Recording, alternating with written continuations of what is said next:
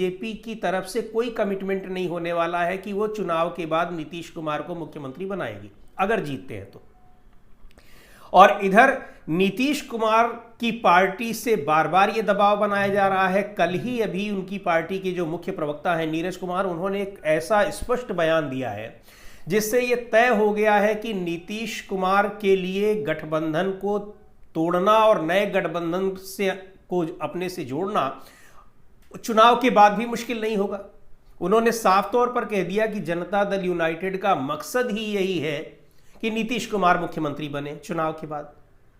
अब नीतीश कुमार मुख्यमंत्री बने, बीजेपी उनको नहीं घोषित कर रही है। बीजेपी इस उम्मीद में है कि अब की बार वो अपना मुख्यमंत्री बनाए तो नीतीश कुमार कैसे बनेंगे।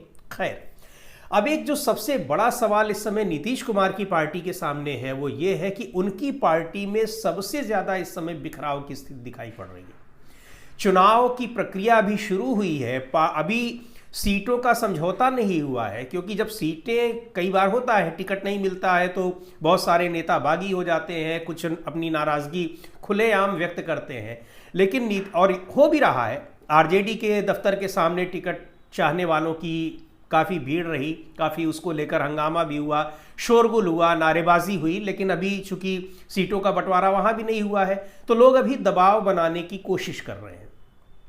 इधर नीतीश कुमार की पार्टी में न तो अभी सीटें पता चली हैं कि किस सीट पर कौन लड़ेंगे। ये अलग बात है कि एक दो सीटों पर बिना समझौता हुए ही नीतीश कुमार उम्मीदवार घोषित कर दिए हैं, बीजेपी ने भी घोषित कर दिया है। पर जब प्रॉपर आधिकारिक रूप से सीटों का समझौता होगा तभी उम्मीदवारी तय मानी जाती है। लेकिन यहाँ पर सीटों का समझौता नहीं हुआ है, पता भी नहीं है किस सीट पर कौन लड़ेगा, कौन सी पार्टी लड़ेगी।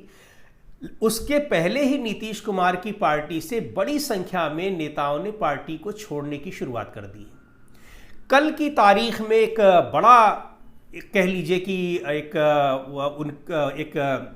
जो टूट दिखाई पड़ी है, कई नेता एक साथ पार्टी छोड़कर चले गए हैं और उसमें सबसे जो महत्वपूर्ण व्यक्ति हैं पार्टी छोड़ने वाले वो जेडीयू के मौजूदा सांसद गिरधारी यादव के बेटे हैं। गिरधारी यादव बांका से सांसद हैं बिहार में, उनके बेटे चाणक्य प्रकाश वो भी पार्टी छोड़कर चले गए, आरजेडी में शामिल हुए। इसके अलावा पूर्णिया से सांसद रह चुके हैं जनता दल यूनाइटेड के संतोष कुशवाहा ने भी पार्टी छोड़ दी, पार्टी छोड़कर आरजेडी में शामिल हो गए हैं। और अजय कुशवाहा है, वैशाली से पिछली बार लोक जनशक्ति पार्टी से विधानसभा चुनाव लड़े थे, उन्होंने आरजेडी ज्वाइन कर ली है। राहुल शर्मा है जो जेडीयू के बड़े नेता हैं, विधायक रह चुके हैं, उन्होंने पार्टी छोड़ दी और आरजेडी में शामिल हो गए।